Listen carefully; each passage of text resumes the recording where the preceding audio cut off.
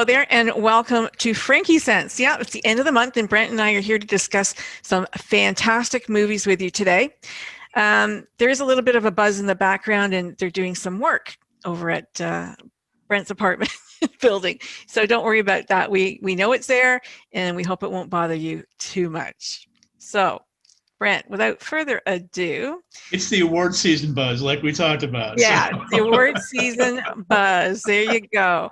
And we've got some like amazing movies to talk to you guys about today. So I'm going to share my screen with you for a second and show you the picture of the first movie poster that we're going to talk about. And here it is with the beautiful. So today's first movie is called I Care a Lot, which is a dark comedy that has been drawing a lot of, it's been very controversial with viewers because it's one of those movies where people are either really loving it or really hating it. And it tells the story of a woman who runs a legal guardianship agency in which she basically tries to fleece wealthy elderly patients who are suffering from memory issues. And or she's not. She's able to convince the court that, you know, these people need to be locked up for their own well-being and so forth. And as she does that, she ends up cutting out the relatives of these people in the process, takes control of their assets, and drains their bank accounts. And it's all perfectly legal. She's able to get away with it. And, you know, she's, you know, happy as a pig and you know what, because she's collecting huge amounts of money for herself and her partner. Unfortunately, she ends up coming up against a client who seems to fit her typical profile, who's got a lot more money than she's used to getting. She tries pulling her scam and everything seems to be going really well until suddenly people start intervening on behalf of this elderly woman who supposedly had no family. And the people who she has very powerful connections with decide to go after the owner of the guardianship agency. Yeah. This was a fantastic movie. Let's not give it away because this was a really you end up having this matching of wits between two very powerful and rather shady forces. Movie. Now, that's one of the things that people don't like about it. They're like, well, who do you root for? I mean, they're both scumbags on either side. But, you know, it's really important, I think, for people to realize that this is a movie that is more than just a dark comedy about this particular set of circumstances. It's very symbolic when it comes to making a statement about the nature of what I would call predatory capitalism. Not just on an individual scale, but even symbolically on a global scale when you consider who the parties in this film actually end up representing. So it's a wonderfully wicked movie in many ways, but it's one that makes you think. It's very eye-opening, I think, in a lot of ways. Mm-hmm. And it features some really terrific humor. I mean, as long as you don't mind the dark stuff, but it's really and a funny. Great cast. Peter Dinklage is in. Yeah. If you're a fan of Game of Thrones, you know he's Lancaster. Rosamund Pike, who plays the lead role, she ended up winning the Golden Globe Award for Best Actress in a Comedy or Musical, and very deservedly so. Yeah. She's just so utterly, perfectly insincere, but seemingly credible, you know, as the story plays out. And her Mark, the one who's got all the money, is played by Diane Wiest, and she's really kind of playing against character in some ways here, in the fact that she comes across as being so perfectly sweet, but watch out. Yeah. You know, Kitty's got claws. You have to root for mom. Come on, you have to root for mom. Anybody's going to save their mom. I got to root for them. But yeah. So, you know, I think if people go in with the right understanding of what this movie is really trying to do, they'll really get a lot out of it. If you go in with kind of a superficial view of what it's trying to do, you might say, well, why should I care about any of this? You know, so bear those cautions in mind that I talked about, and you know, keep them in mind when you're going in. And I think you get a real kick out of this one. It's against typical Hollywood. It's, you know, my husband, who I've been trying to get to sit down and watch any amount of TV with me, he, you know, everything is just, oh, I can't watch it. we sat and watched this whole thing, and he loved it. So that was really saying something, because, we're not interested in typical TV or typical movies. I like something that's a little more interesting. And this was captivating. She captivated us. Yeah, it's got a very different subject matter from what you find in a lot of other films, particularly for a comedy.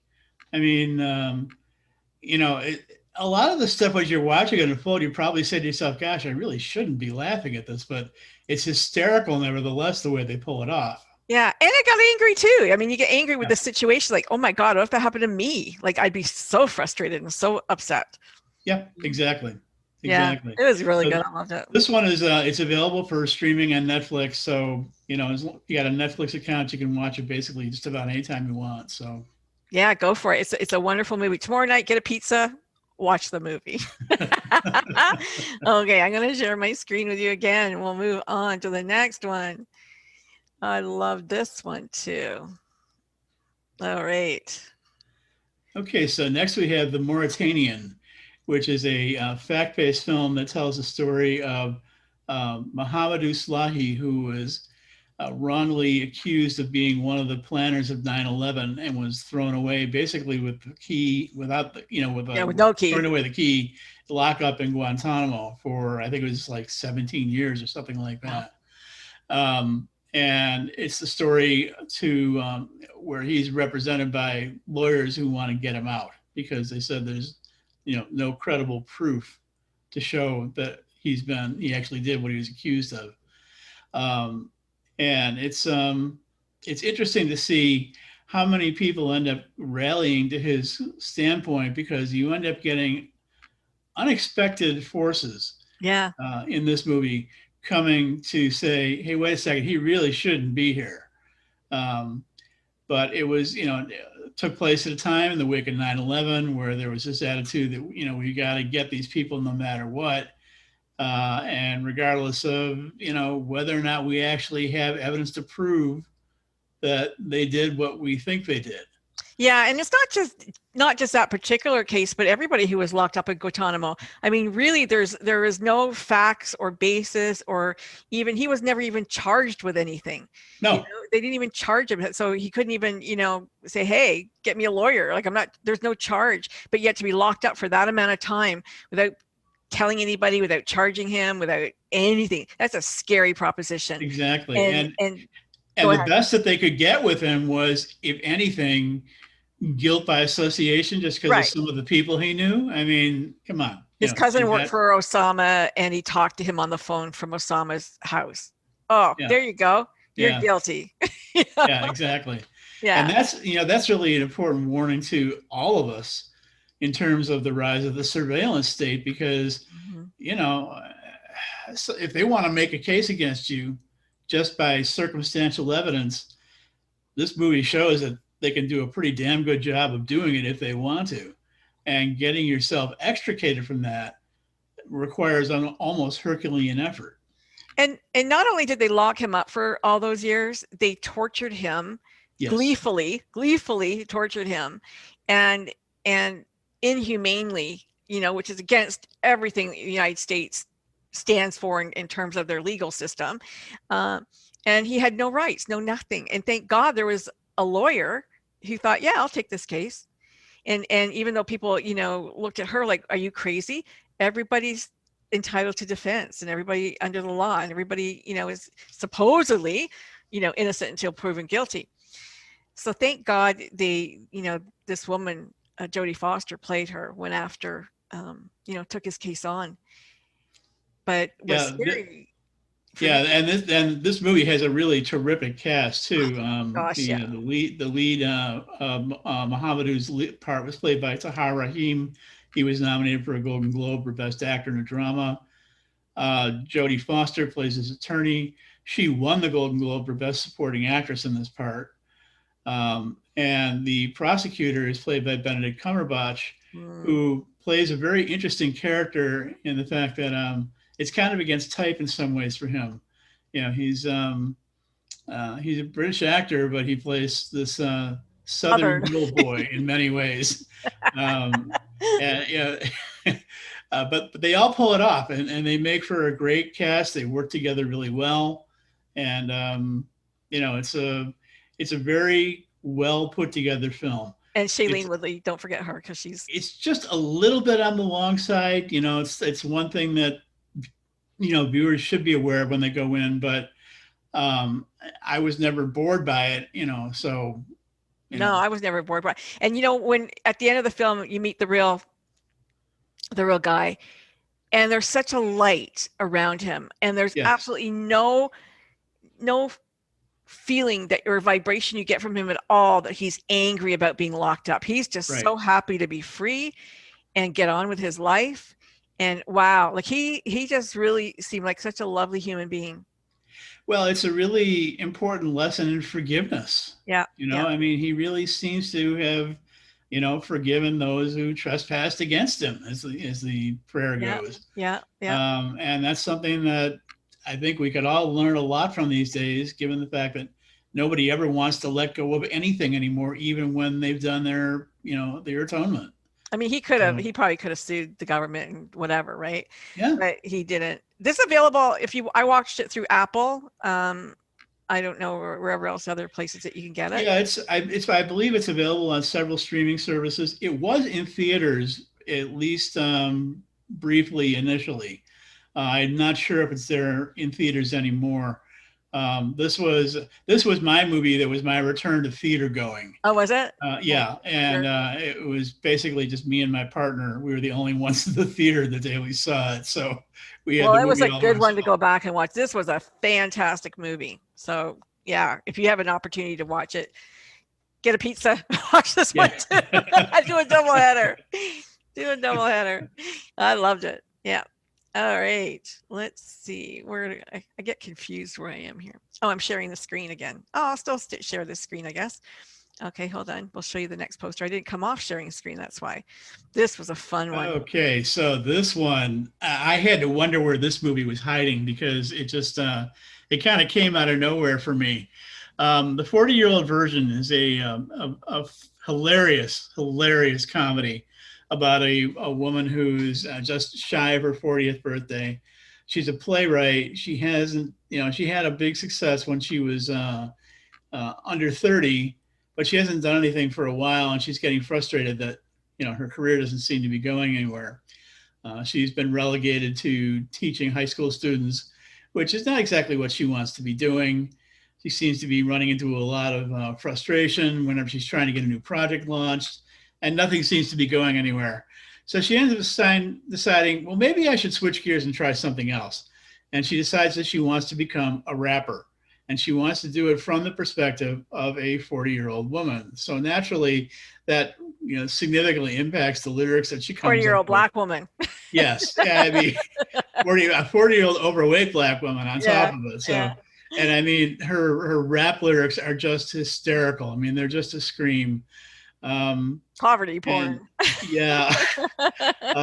And she ends up working with a young guy who starts taking a fancy with her, and at the same time she's also trying to get a play off the ground that seems to have some legs, but she's having to make a lot of compromises in terms of how she does it. So she's got a lot on her plate, and this movie follows her as she's basically trying to sort all of this stuff out. It stars Rada Blank. This is her. She does everything in this movie. She starred in it. She wrote it. She directed it. Yeah, it was fabulous. I mean, I can't, if this is any indication of what she's got in the tank, I can't wait to see what else she can do in future movies, because this one is just so well put together from start to finish. And the other thing I found really impressive too is the fact that this is a slightly longer movie. It's a little bit over 2 hours, but it's consistently funny throughout. And that is so hard for a comedy to do, especially these days with a lot of stuff that's being passed off as comedy that really shouldn't be. But her one-liners, she knocks them out of the park, one after another, which again, that's like really hard to do. I mean, I can't think of many screenwriters who have been able to successfully do that, except maybe somebody like Woody Allen.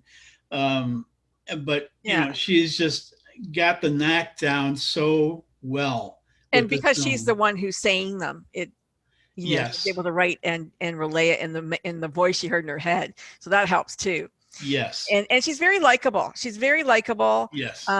You would want to be her friend if you met her. So there's a sincerity about her. And she's very self-effacing about herself Yeah. as well, too, which I think is also important.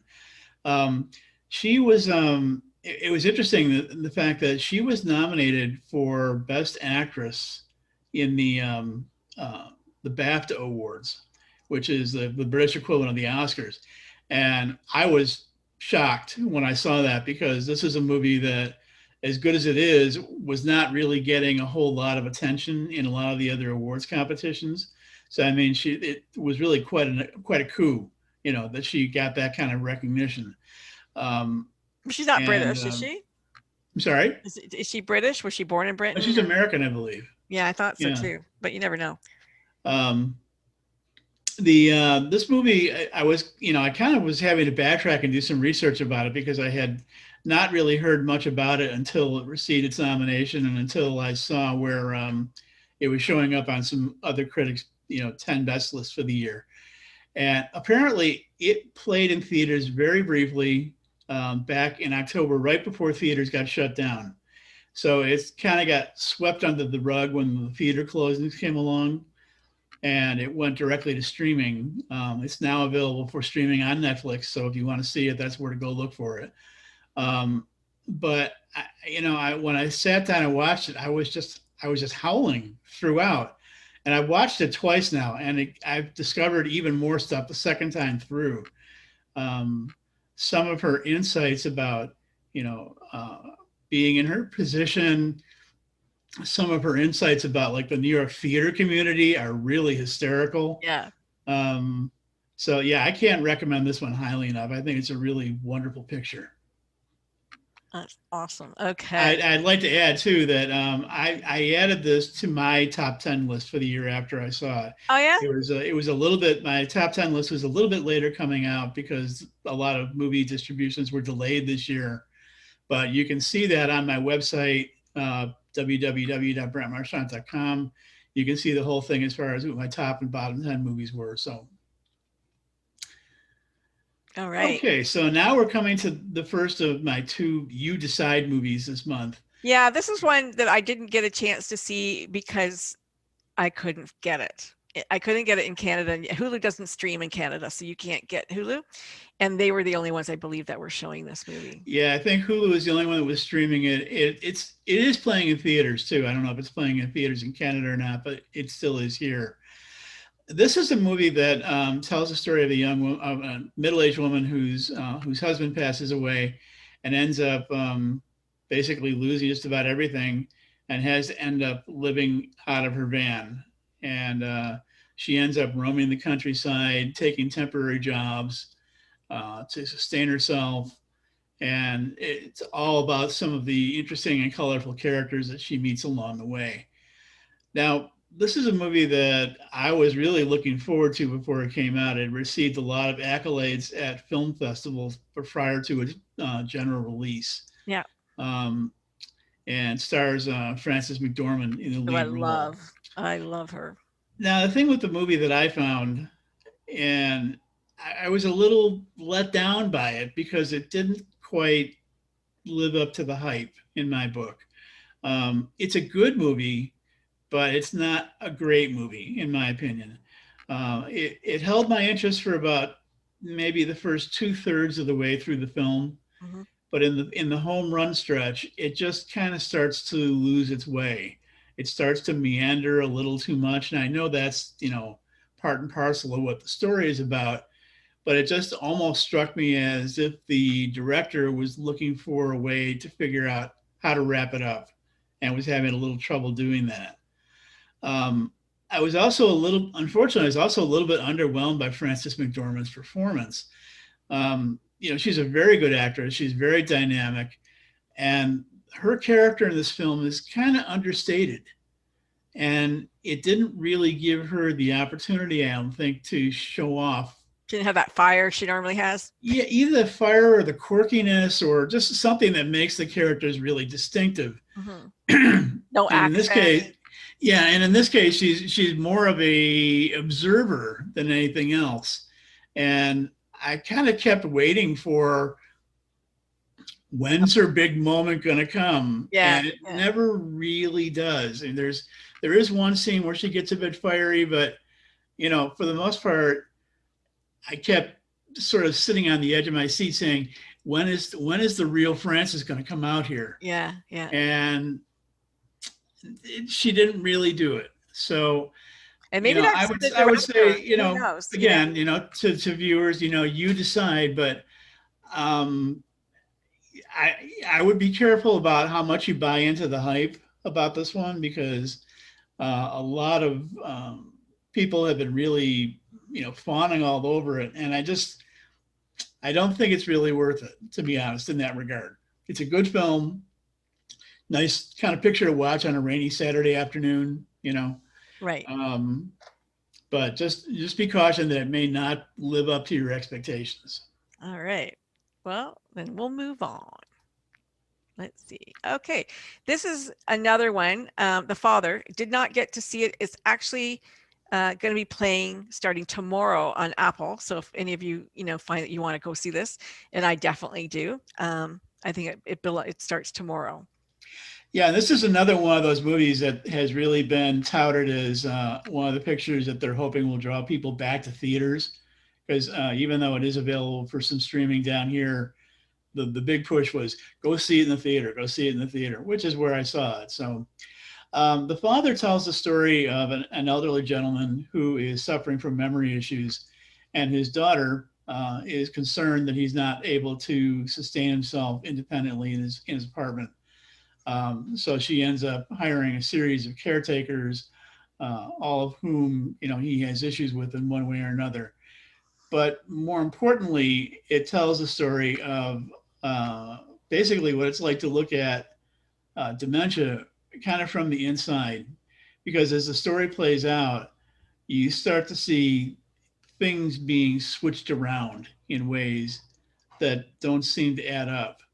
People, furnishings, events all suddenly start to kind of take on a life of their own.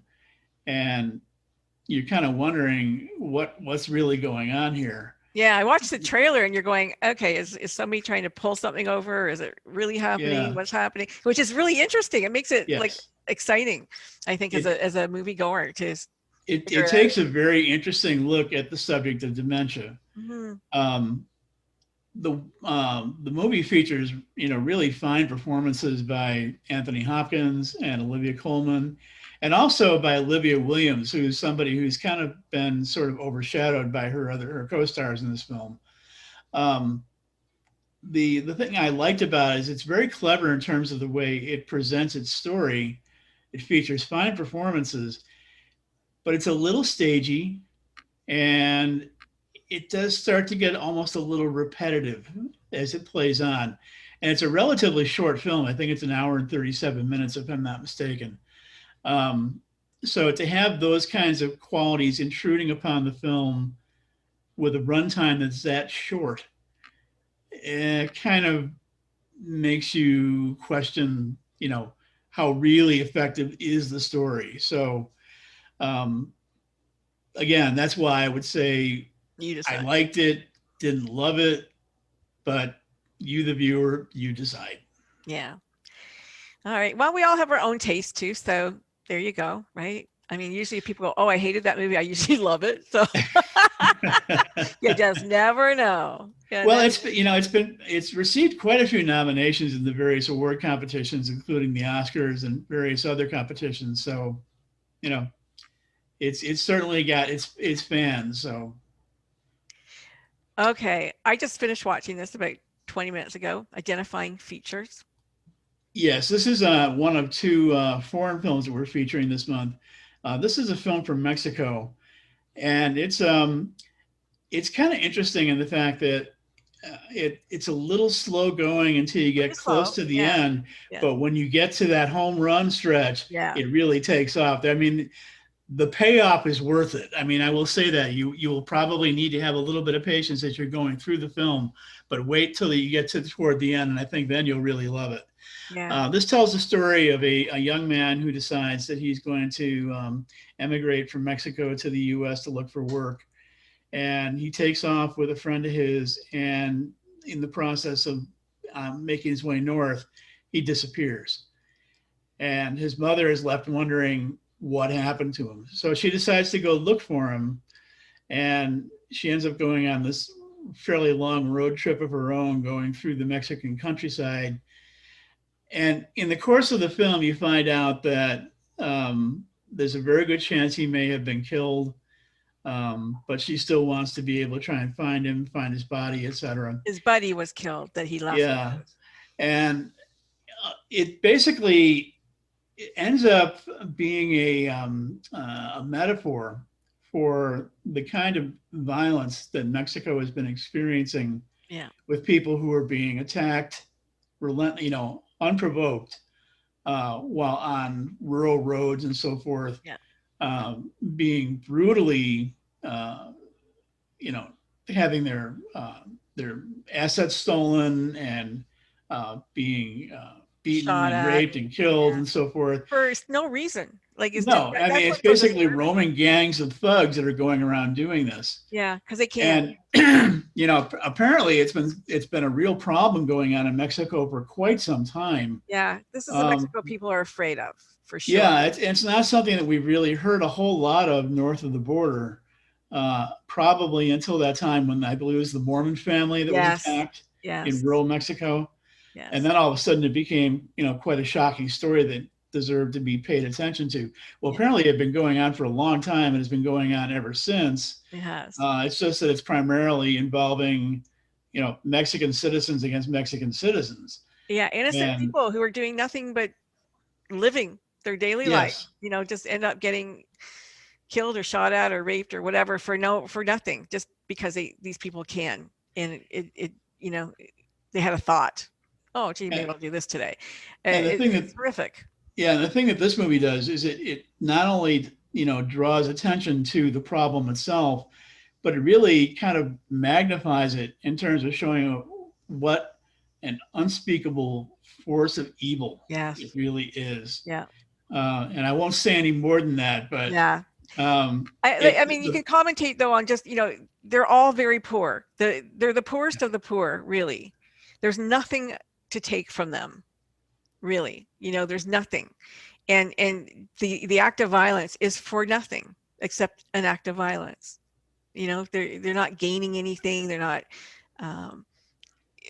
They lived with nothing, so to come and take nothing from nothing, it just is just so random and bizarre to me.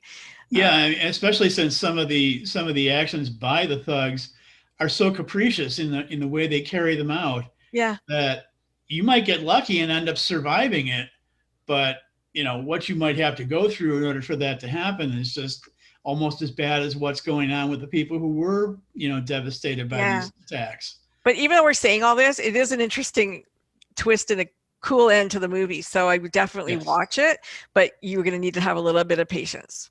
Yes.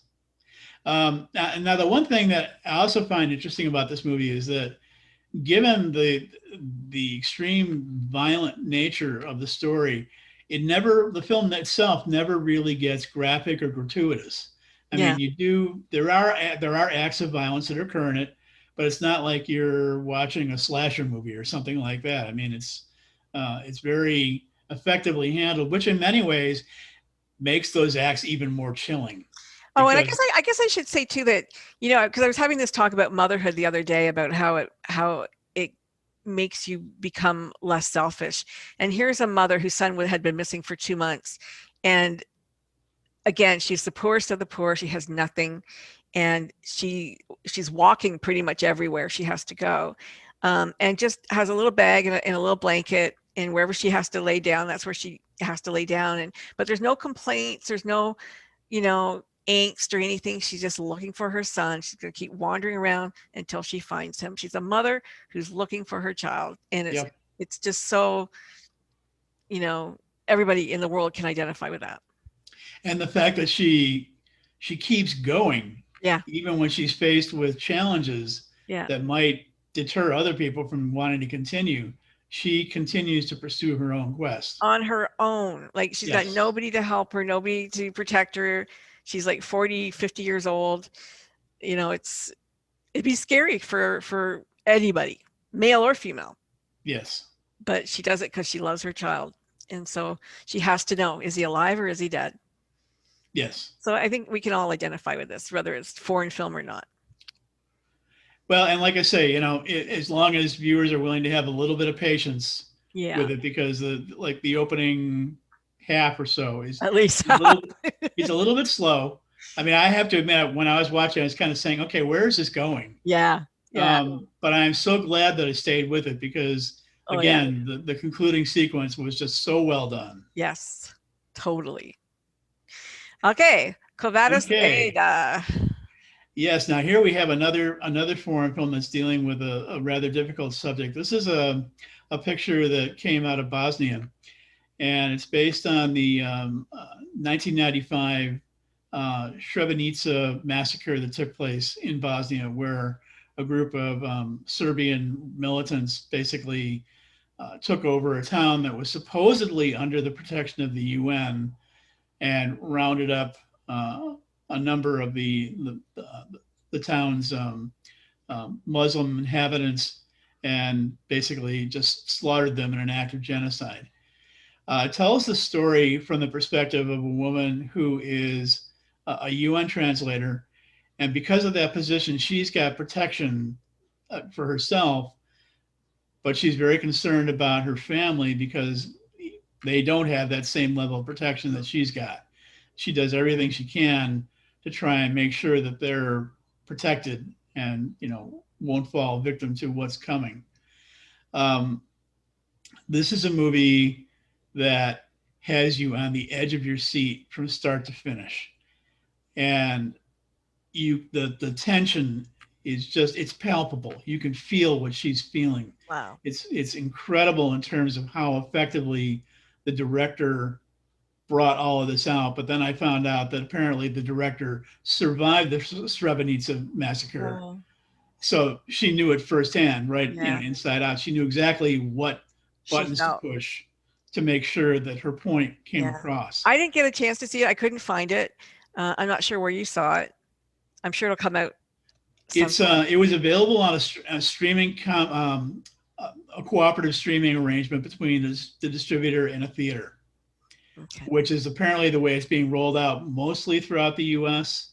Maybe that'll be the way it's. I saw it was at Toronto Film Festival, but I haven't, found it here yet. Yeah, this was another picture that I had to kind of wonder where it came from, because I didn't hear anything about it until it picked up a couple of award nominations.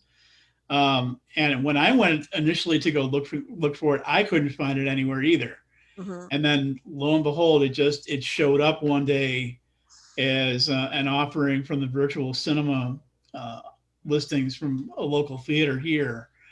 And I ended up watching it that way. And I mean, it just captivated me from start to finish. This is a very powerful film.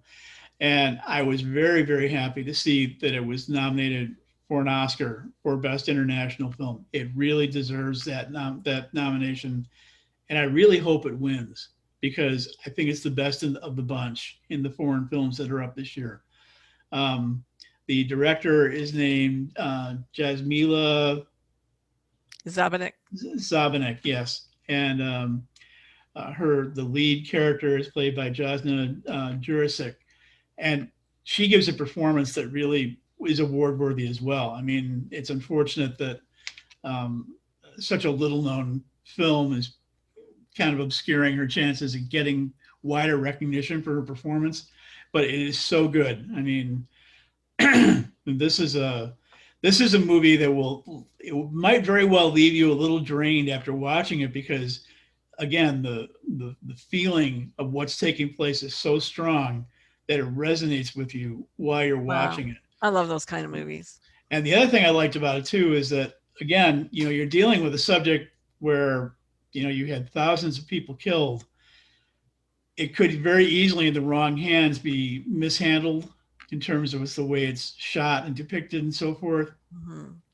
This director is so skillful in using Hitchcock's rule, where you show everything leading up to an event, but you don't show the event itself, because he believed that whatever you create up here is a lot more frightening than anything he could put on the screen. That's true. And when you're dealing with circumstances like that, excuse me, that's really important if you want to get your point across.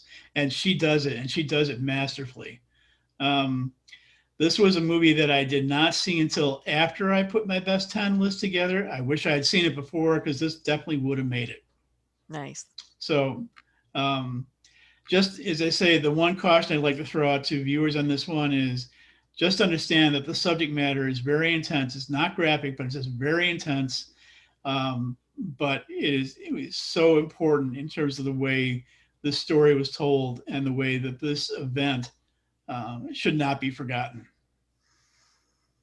This one. Oh. Okay, so now we have this month's documentary nomination. And we have Stray, which is a film that talks about the lives of the street dogs of Istanbul. Istanbul is a city that has got lots of stray dogs and lots of stray cats, as was evidenced by a movie that came out a few years ago called Hundreds of Thousands of Dogs. Yes. And they're legally protected against being euthanized or being held captive against their will. I love that. And this is a film that basically tries as much as possible to show life from the perspective of the dog. So it's got a lot of really clever and carefully constructed cinematography. And the dogs are adorable. I mean, it's the kind of film that, every 30 seconds you're going to sit there and go, "Aw," Yeah. And all the dogs are tagged, and they have their names on their tags, so they can get their vaccinations every year. Like, how amazing is that for a society? Yeah. I mean, we should all be like that. And the fact that you've got so many people who are willing to step up to volunteer to feed them and take care of them and so forth. Yeah. It's really quite an interesting statement. Now, the one thing the film does, in contrast to that, is it shows also the lives of the refugee workers who are roaming the streets of Istanbul, having trouble finding places to work, finding places to live. And in many ways, they're strays as well. Yeah. They end up becoming companions to the dogs become companions to them. And that's where the film, unfortunately, kind of loses it a little bit, in my view, in the fact that I know they're trying to make the comparison between the two, but the material with the dogs works a lot better than the material with the humans. I mean, we feel it is kind of interesting too that they're showing here how willing the city of Istanbul has been to want to care for its animals, but doesn't want to do the same as readily for caring for its people. I think that's the message in the film. Yeah. And it could have been, I think, conveyed a little more effectively. It's when the old saying is you shouldn't work with animals or children. Well, the dogs steal the show here, and the humans kind of get sort of lost in the backwash, as it were. And I think that waters down the message that the filmmaker was trying to present with telling. Although it raises my esteem of Turkey. I do love that that these animals are given. But it's interesting because they're not really adopted. They're not put in kennels or anything, but they're not adopted, and you can't just grab them and do what you want with them.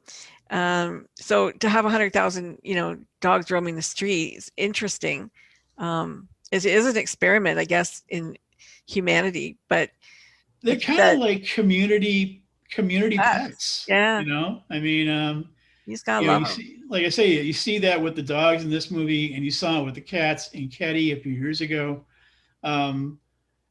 People sort of feel like the animals all belong to them, and that, you know, they're able to provide the care that they want to give when they want to give it. And the animals seem to be doing reasonably well in terms of their health and so forth. So yeah, I mean, they are looked after. That's the thing. There are yeah. veterinarians and they're being looked after, and you know, they are getting their vaccinations, which, you know, they want them to be healthy. So that's good. That's a good thing.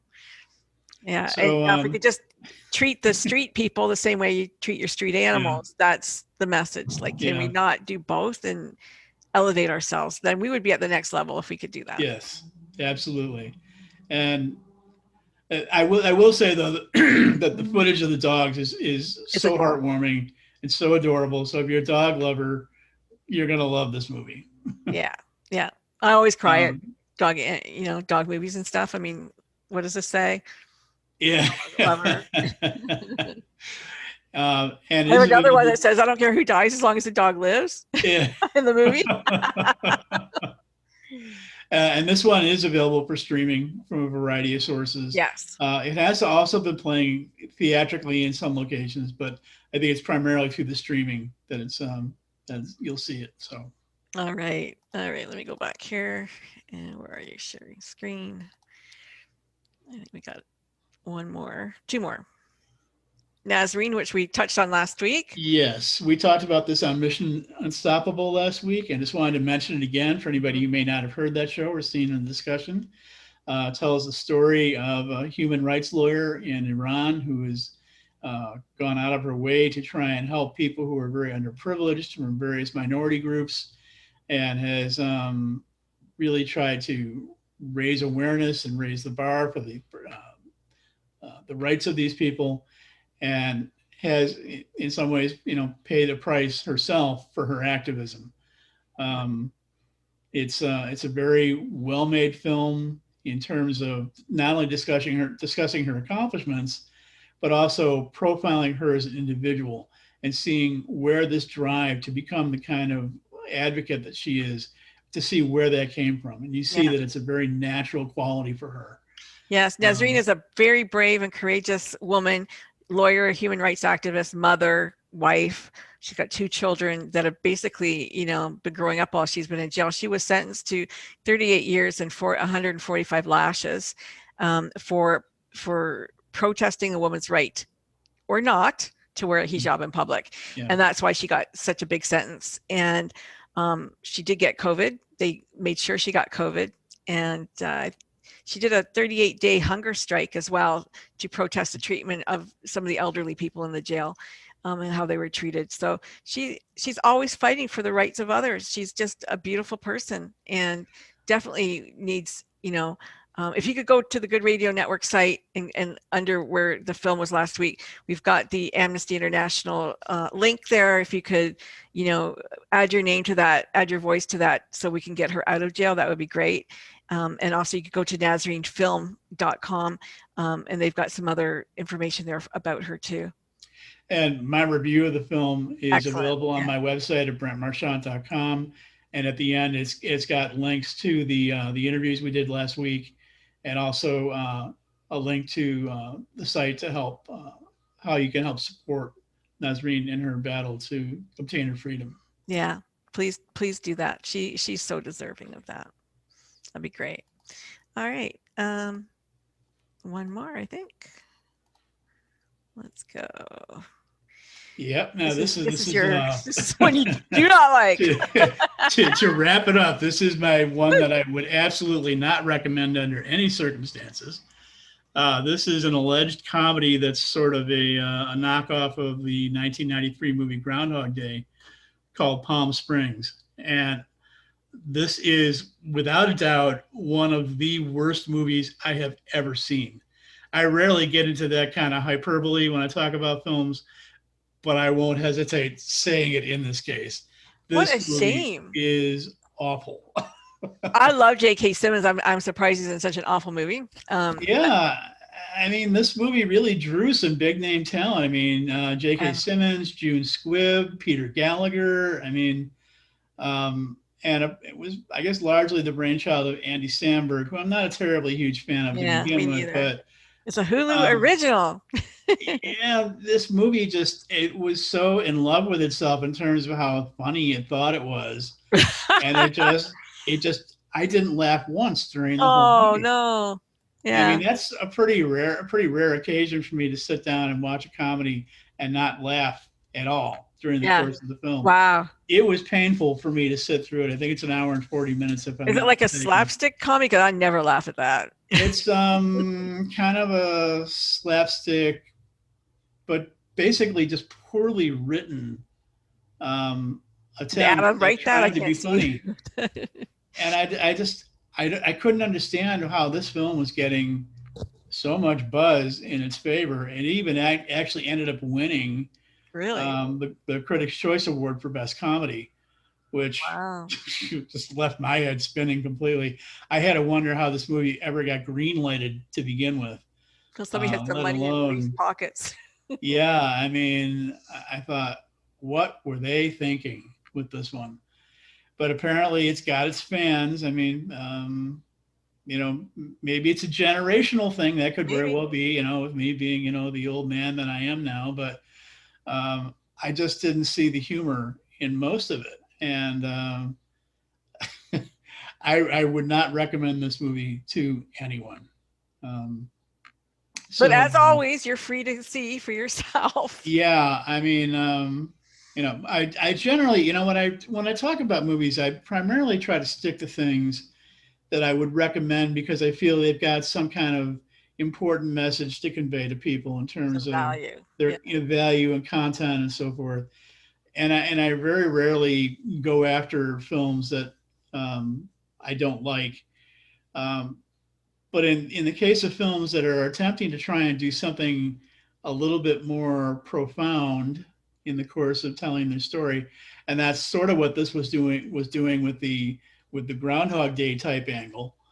Um, I I just I don't hesitate to take them to task when they don't, when they drop the ball and don't deliver. And this movie clearly doesn't do that in terms of its message, What's or it in terms of its mean? humor, or in What's the terms of really premise? much of anything else. I mean, Yeah. So what's the premise, the storyline? well, it's about these two people who go to a wedding and they end up kind of reliving the experience over and over and over and over again. Well, that's Again, in the the same way that happens with Groundhog Day.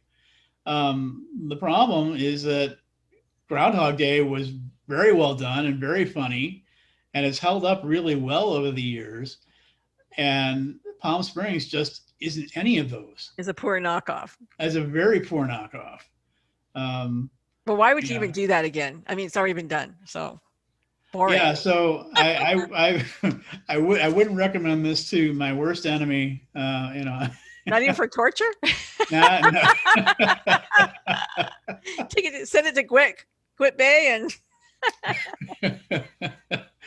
I had trouble making my way through it. I was honestly, I was constantly checking my watch, oh wow. saying, "Is it over Not yet? Is it torturous. over yet? Is it Yeah. over yet?"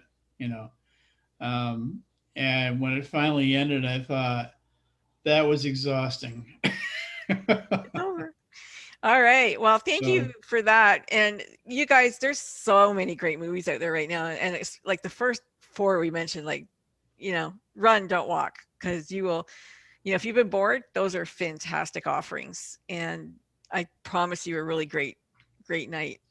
and one of the things with this particular batch of movies too is that you've got a tremendous variety in terms of types of film, subject matter, and a lot of films that are actually attempting to deal with subject matter that has not typically been addressed much in previous films. Mm-hmm. And I'm very encouraged to see that because there has been so much lack of imagination in some of the films in recent years. It's all been kind of cookie cutter. Yeah. And I don't know. I mean, maybe this is one of the things that being stuck at home has helped to bring out. It's, allowed people's creativity to start to blossom again. Mm-hmm. And it's showing up in these films. So they may not always be perfect, but they're certainly taking stabs at things that movies in general have not been as ready and willing to do in recent years as they have in these films. Well, I know I've been really bored, so I'm happy to have something that's not cookie cutter. And that's why, I think you and I both tend to go to the foreign films because they're just so not Hollywood in so many ways. And their subject matter and what they see is life and so much more interesting. That's really true. I mean, and 2020, one thing that was really good about it, it was a really good year for foreign films. I mean, there were so many good ones that came out. And thankfully, despite the fact that theaters were closed, we had opportunities to see them through the streaming services that were set up, particularly like the partnerships that were set up between distributors and theaters to keep movies in the public eye and to keep revenue streams coming into the theaters so that they could stay in business. And they really stepped up to the plate, which I was very, very happy to see. I'm kind of hoping, even now that theaters are reopening, that some of the theaters that have struck up these partnerships, that they don't abandon them. Yeah. I think they've really come on to something new and vital to help get lesser recognized films out in the public and more accessible than has typically been available in the past. Yeah, and it's, for families, it's definitely, more affordable. Like if you're a single person, it can be expensive, but if you're a family and you want to take, your family to the movies, that's $100 trip, guaranteed. Yeah. That's a lot of money for a lot of people. Yeah, actually, I had kind of forgotten how expensive it was until I started going back to the theater again recently and saying, whoa, was I really spending this much money all that time? Yeah. But also the fact that, I really am glad to see these pictures getting the opportunity for people to see them because, one of the complaints that's been coming up repeatedly in recent years, like, for example, in connection with the Oscar broadcast, the Academy has been concerned with their numbers dropping off on the viewership of the awards ceremony and so forth. And when people in the public were asked, well, why aren't you watching the awards anymore? They've often typically said, because I've never heard of any of these films.